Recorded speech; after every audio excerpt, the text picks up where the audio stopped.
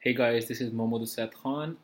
My student ID is 3013128 and the subject which I'm giving the presentation is contemporary challenges of ID, and my topic is ACS Code of Ethics. The ACS Code of Ethics is basically a part of ACS Constitution. As you maintain an ACS member and having a professional respect, dignity and effectiveness should also be upgraded. This involves a good citizen to be act within the law but to be attached to the following values of the society.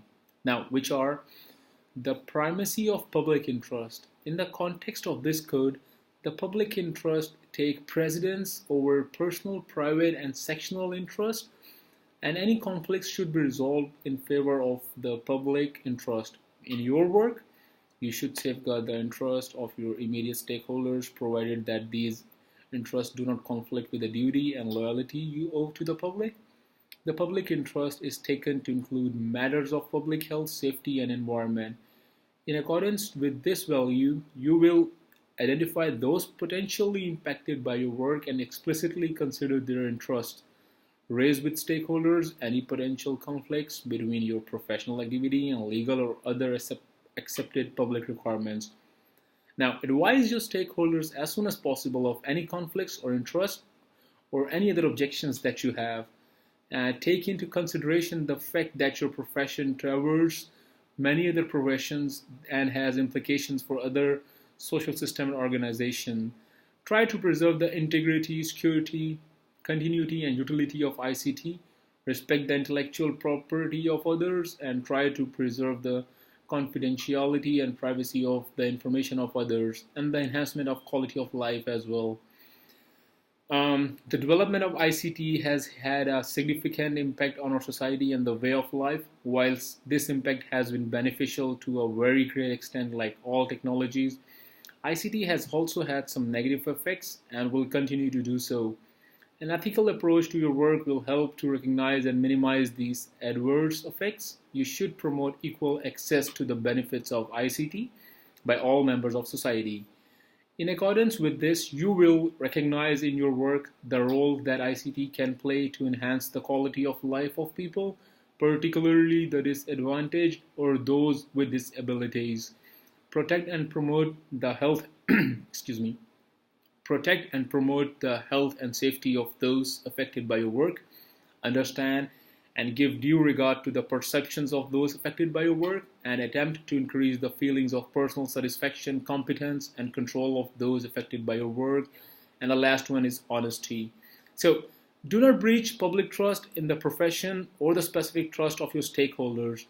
Observance of utmost honesty and integrity must underlie all your professional decisions and actions. Circumstances will undoubtedly arise during the course of your professional career where it may appear to be beneficial for you to be deceptive in some way. This type of behavior is known as professional conduct, and it is not acceptable. In accordance with this value, you will reject and will not make any offer of bribery or inducement, not knowingly mislead a client or potential client as to the suitability of a product or service. Now, you must distinguish between your network and personal opinions and advice. Give realistic estimates for projects under your control. Qualify professional opinions which you know are based on limited knowledge of experience. Give credit for work done by others where credit is due, and not attempt to enhance your own reputation at the expense of another person's reputation. Competence is a core component of ACS Code of Ethics as well. Now, accept only such work you believe that you are competent to perform, and do not hesitate to obtain personal additional expertise from appropriately qualified individuals where advisable. You should always be aware of your own limitations and not knowingly imply that you have competence you do not possess. This is distinct from accepting a task of which the successful completion required expertise additional to your own. You cannot possibly be knowledgeable on all aspects of ICT, but you should be able to recognize when you need additional expertise and information. In accordance with this value, you will endeavor to provide product and services which match the operational and financial need of your stakeholders, not mispresent your skills or knowledge. Make yourself aware of relevant standards and legislation and act accordingly. Respect and protect your stakeholders. Advise your stakeholders when you believe a proposed project or product or other services is not in their best interest. Accept responsibility for your work and respect and seek, when necessary, the professional expertise of colleagues in this area of competence. And the last one is professional development in this code of ethics. Keeping yourself informed of such new technologies, practices, and standards as are relevant to your work. Others will expect you to provide special skills and advice, and in order to do so, you must keep your knowledge up to date. You should encourage your staff and colleagues to do the same. Take action to ensure that your hard-won knowledge and experience are passed in such a way that the recipients not only improve their own effectiveness in their present work, but also become keen to advance their capabilities and task on additional responsibilities. In accordance with this value, you will continue to upgrade your knowledge and skills, increase your awareness of issues affecting your profession and its relationship with the public, encourage your colleagues, employees, and students to continue their professional development, and support education, training, and professional development in ICT that reflect the diverse needs of individual professionals and the various career paths. And the last one is professionalism. The ICT industry is relatively new and characterized by rapid change. It has not had opportunity to evolve over many years and acquire its own standards and legislations.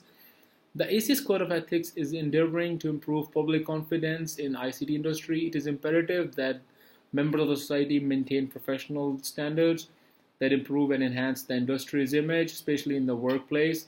All people have a right to be treated with dignity and respect.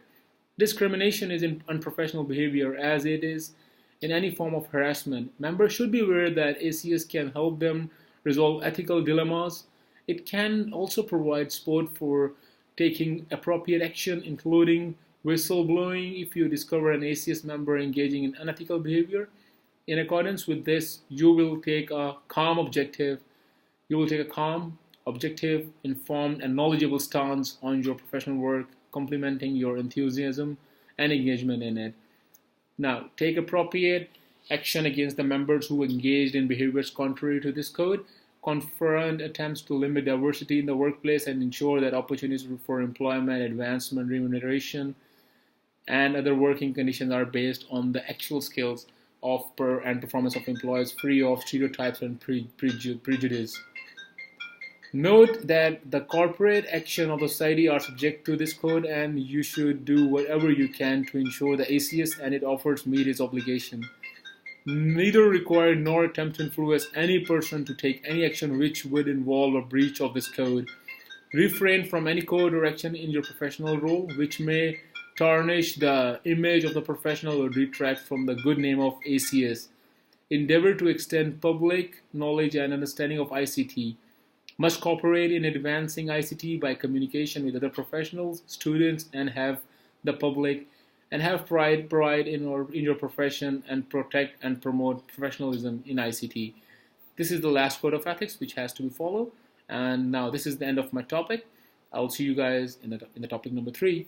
Have a good one, and thanks a lot for seeing and hearing this video.